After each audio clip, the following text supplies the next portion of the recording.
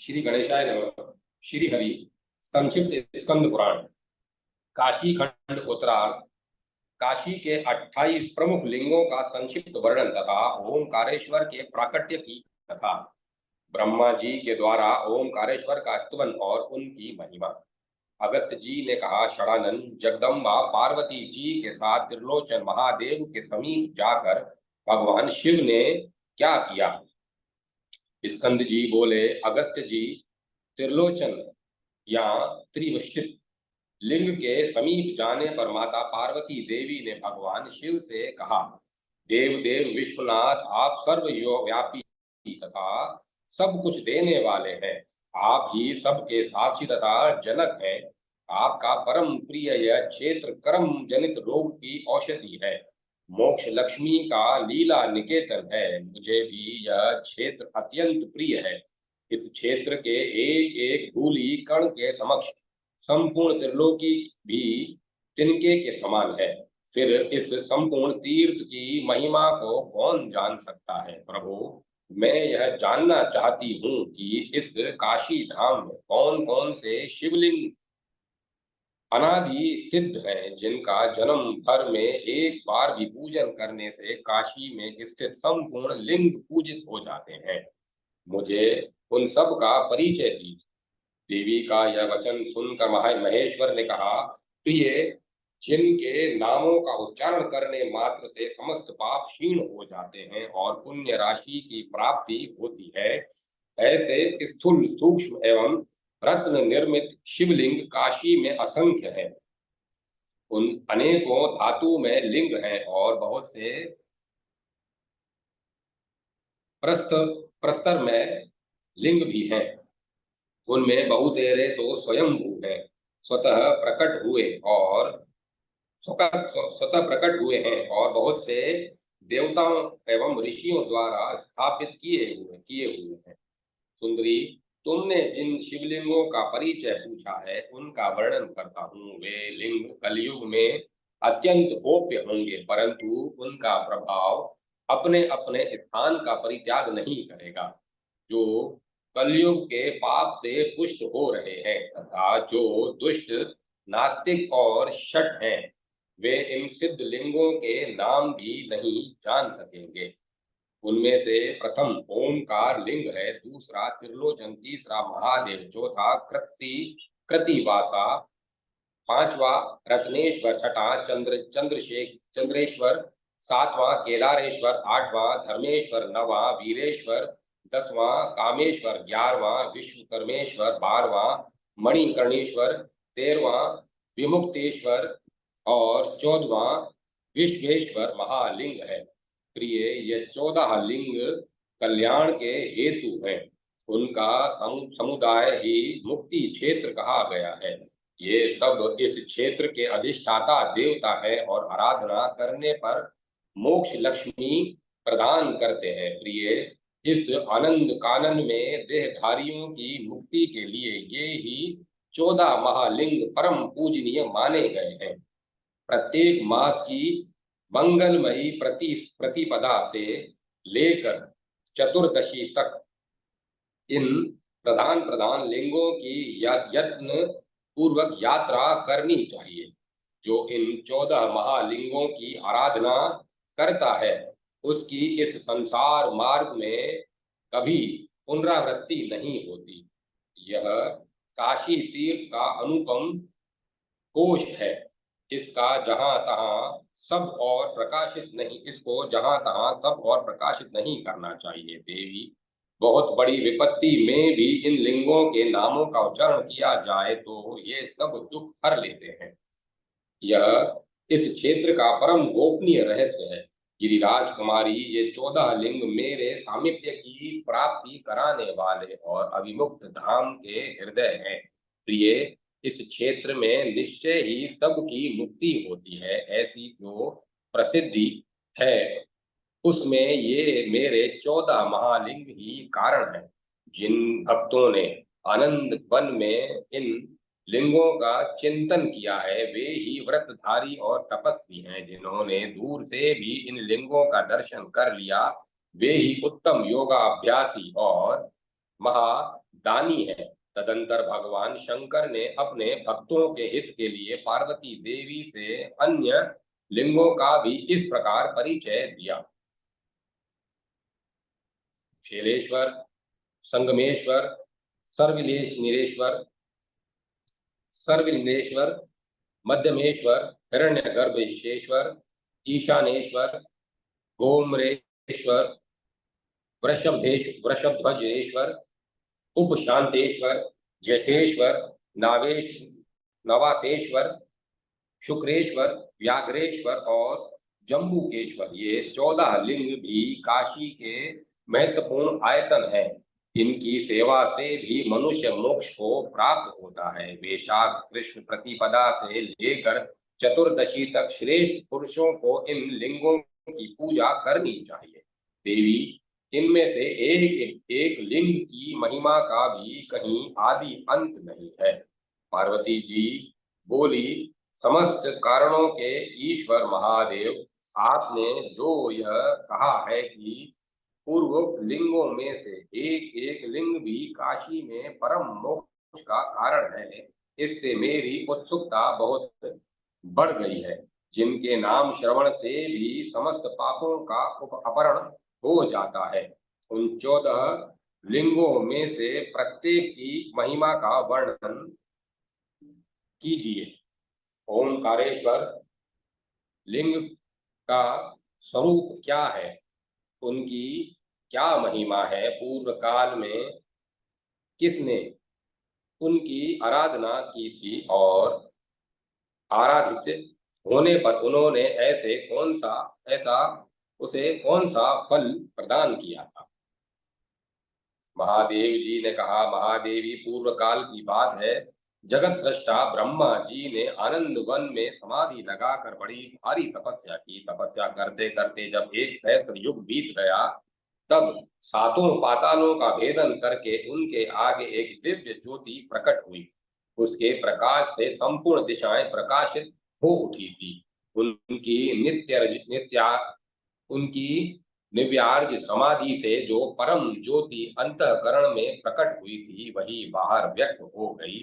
ब्रह्मा जी ने समाधि त्याग करके जब आंखें खोली, तब सामने आदि अक्षर ओंकार को प्रकट देखा। उसी में आकार का दर्शन हुआ, जो सत्व गुण संपन्न ऋग्वेद का अधिष्ठान सृष्टि पालक साक्षात नारायण स्वरूप तथा अज्ञान में अंधकार से परे प्रतिष्ठित है।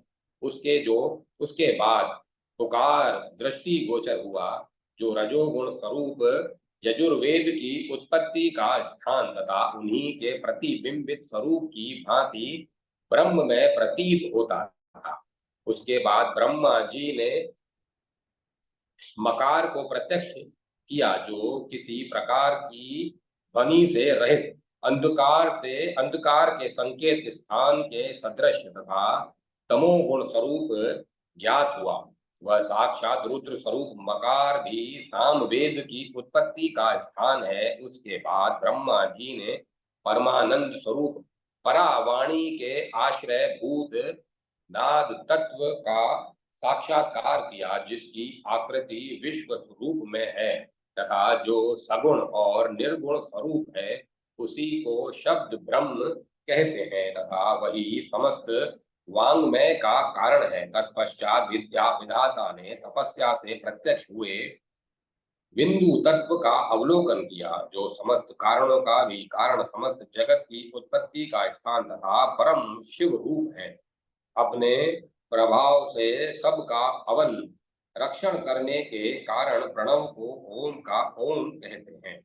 अथवा मुन्यति भक्त को उधर्व लोक में ले जाता है।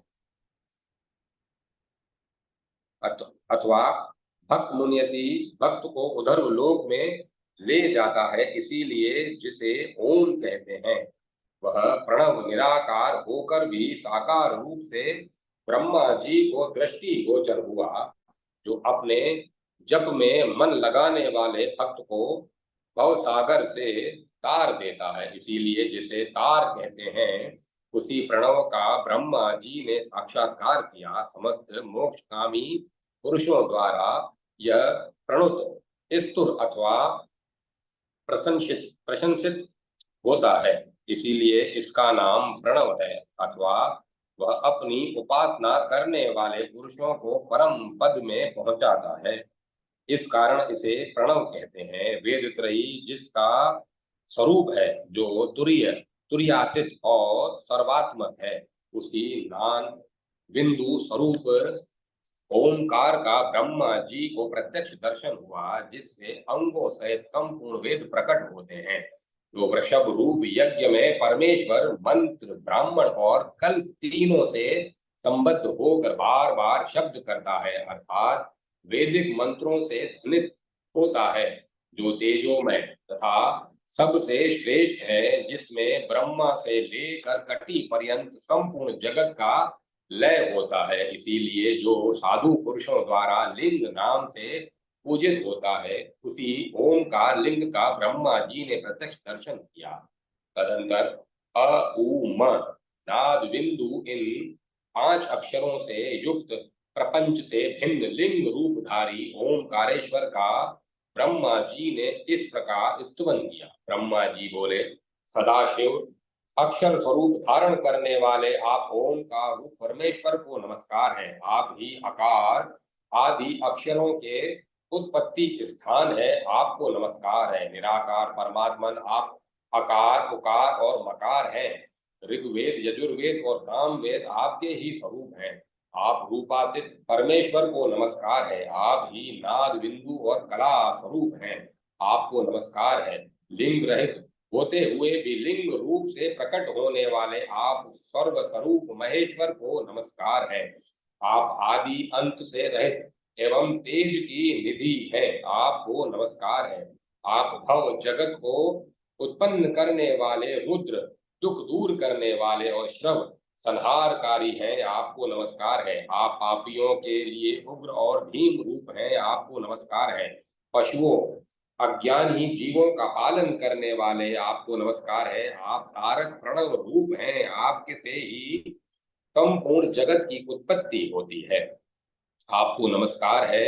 आप माया से परे परम कल्याण स्वरूप है, आपको नमस्कार है। अ ई उ र र ए ओ ओम ये सब स्वर आपके ही स्वरूप हैं, आपको नमस्कार है। क से लेकर ह तक संपूर्ण व्यंजन भी आपके ही स्वरूप हैं, आपको नमस्कार है। उदत, अनुदत और स्वर स्वरती रूप आपको बार बार नमस्कार है। ह्रस्व, दीर्घ और प्लुत के नियंता तथा विसर्ग सहित वर्ण स्वरूप आपको नमस्कार है।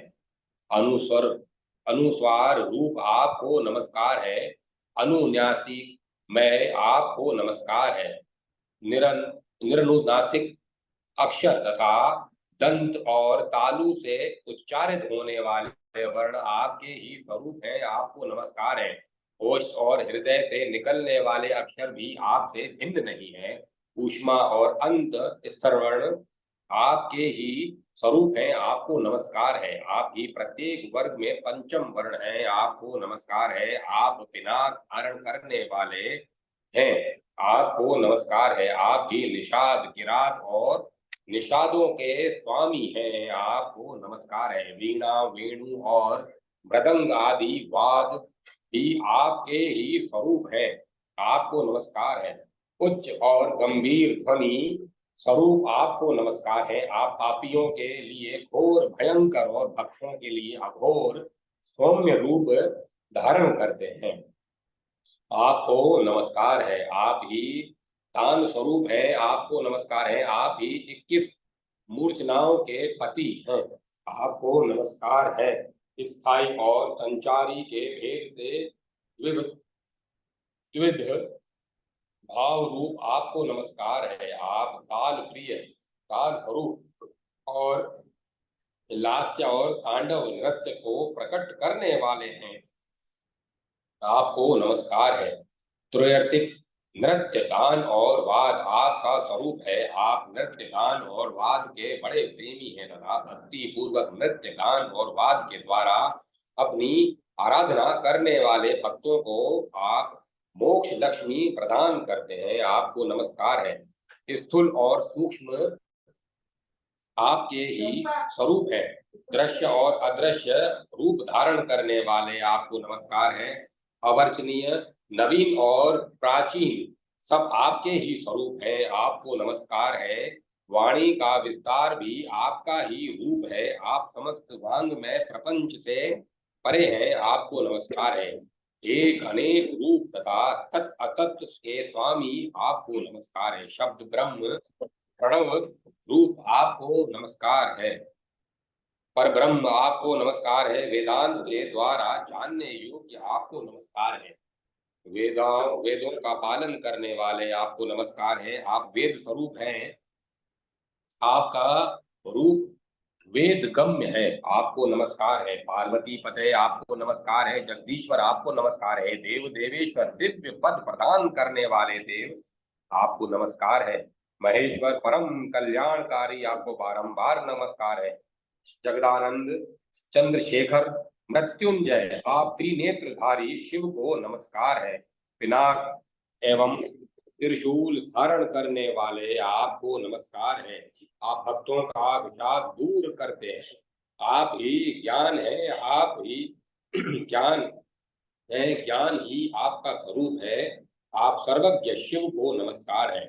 योग सतम आप ही योगियों को योग सिद्धि प्रदान करने वाले हैं। तपोधन आप ही तपस्वी लोगों को तपस्या का फल देते हैं। आप ही मंत्र रूप हैं और आप ही मंत्रों के फल दाता हैं। आप ही महादान देने वाले और आप ही महादान के फल हैं। आप ही महायज्ञ और उसके फल दाता हैं।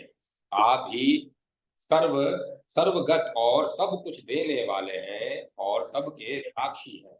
सर्वभोक्ता, सर्वकर्ता और सर्व संहारकारी भी आप ही हैं।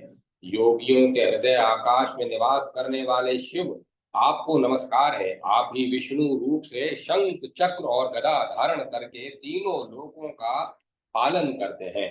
जगत पालक सत्व स्वरूप आपको नमस्कार है। आप ही सृष्टि रचना के ज्ञाता ब्रह्मा होकर से विश्व की सृष्टि करते हैं। ब्रह्मा होकर इस विश्व की सृष्टि करते हैं। रजोगुण प्रधान रूप धारण करके भी आप रजोहीन मोक्ष पद प्रदान करने वाले हैं।